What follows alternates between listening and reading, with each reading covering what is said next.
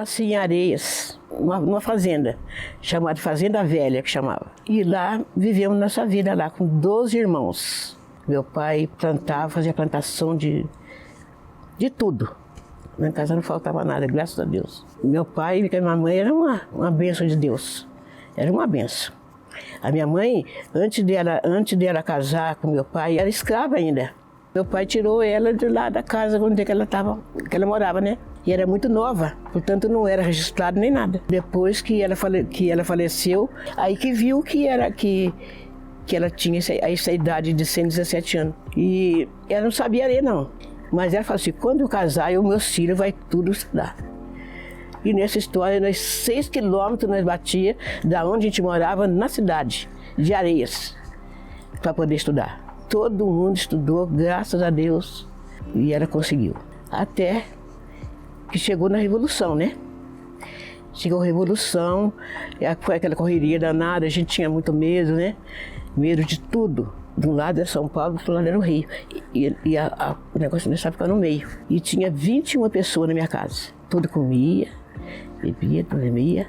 Até que, enfim, depois da Revolução, que meu pai faleceu, aí que foi a história pior, né? Porque foi muito triste, meu pai faleceu. A minha mãe, tinha eu e o meu irmão mais novo, né? Minha mãe falou assim, não, vocês têm que agora me ajudar. Né? Porque como é que ela ia fazer sozinha, né? Aí nós fomos ajudar. Foi aonde que eu fui pro serviço, pro emprego, com 9 anos. E já cozinhava. Com essa idade já cozinhava. Era uma cozinha de lenha, fogão de lenha.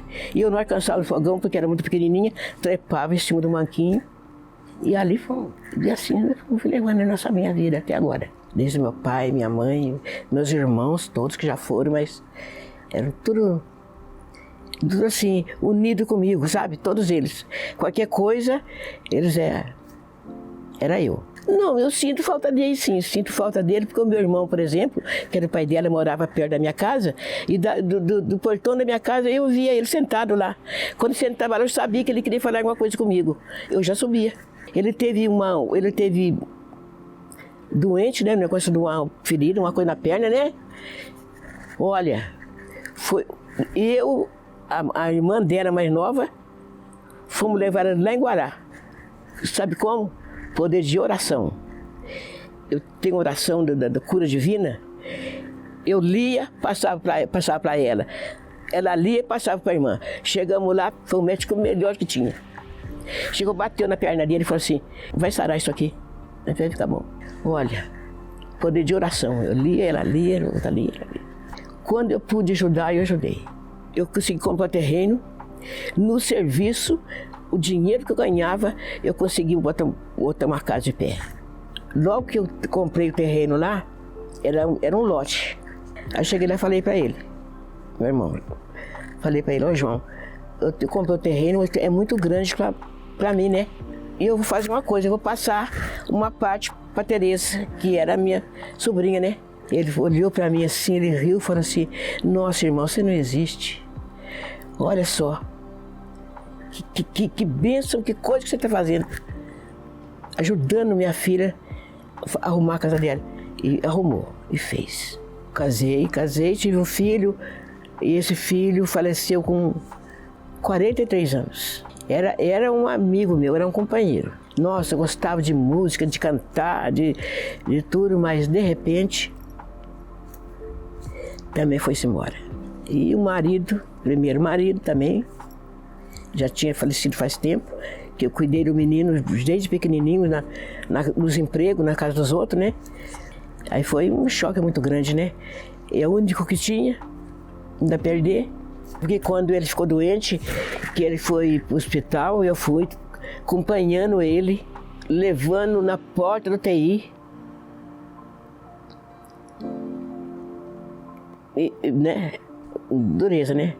Voltar para casa, quando chega no outro dia, ele estava morto.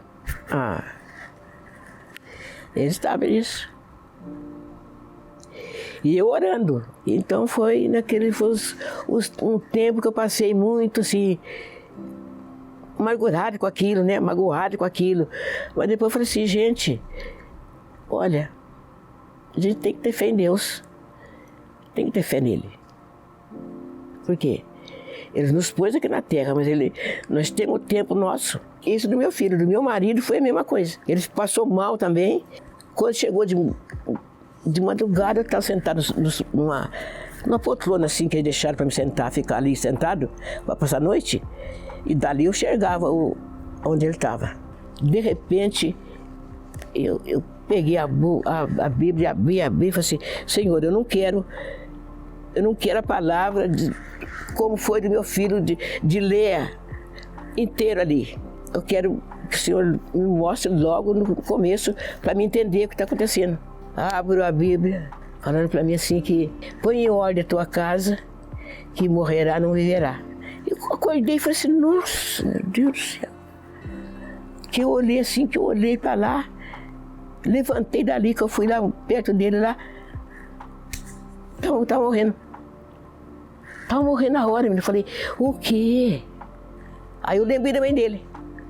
Eu falei para ele, senhor, dona Juvelina, seu filho está entregue na mão de Deus. Porque o que eu pude fazer para ele até agora, fiz. Aí fiquei lá, sabe, a madrugada inteira, quando o Renato foi me buscar lá, que daí eu telefonei para a família dele, que foi lá me buscar, né? Vem buscar, nós vamos arrumar tudo para a senhora, pode ficar tranquila. Tudo bem, arrumou tranquila, fez tudo. Aí, de repente, quando chegou uma noite, eu falei, meu Deus, eu fico no sabugo dessa casa, mas devendo para os outros, uma coisa que meu pai nunca gostou disso, minha família não é disso. Eu vou negociar uma parte da casa, que é para mim poder pagar a conta lá do Renato, né? E eu consegui pagar lá o Renato. Aí ele pegou o dinheiro, fui lá, levei lá, o Renato falou assim, dona Irene, para que a senhora faz isso? Nós não estamos cobrando a senhora. Eu falei assim, mas é que a minha consciência é que manda. Meu pai e minha mãe nunca ficou devendo nada para ninguém. Minha família não é disso, graças a Deus, é honesta, né? Então, eu estava sentindo aquele peso em mim. Aí paguei lá. Tudo que eu faço é com amor mesmo, com carinho mesmo. E pode ser parente ou não, é com carinho. Eu fico ali no portão, ali, só vendo quanta gente passa ali. Ou a hora, ó tia, ô benção tia, ô mãe, tudo bem? É uma beleza, é uma coisa, pode ser. O vizinho ali pra mim é meus parentes, meus irmãos. Porque não sai de casa. Volta e meia tem um lá, pra saber como é que eu tô, como é que eu não tô, como é que vai. E assim a gente fica feliz por isso, né? Fica feliz. Muito gratificante isso aí, não é mesmo? A gente quer ver. O pastor ele também é a mesma coisa, pastor. Eu chego lá onde eu estiver, ele já vai lá. É uma família que eu arranjei também aí. 5 anos que ele está aí, 5 anos. Ele tem hora que ele fala lá. E nunca viu eu faltar um dia de reunião.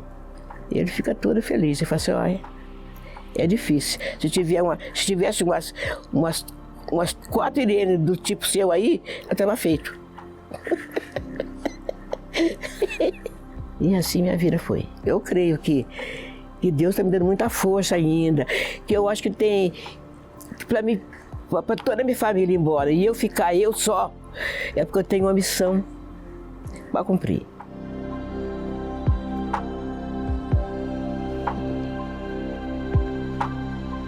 Um caminhão chamado Bola Preta. Então, o meu pai, eles falavam assim, é perigoso esse caminhão, e caminhão pega criança, né? E a gente vinha para a escola, é bobo, né? A gente tinha medo de tudo.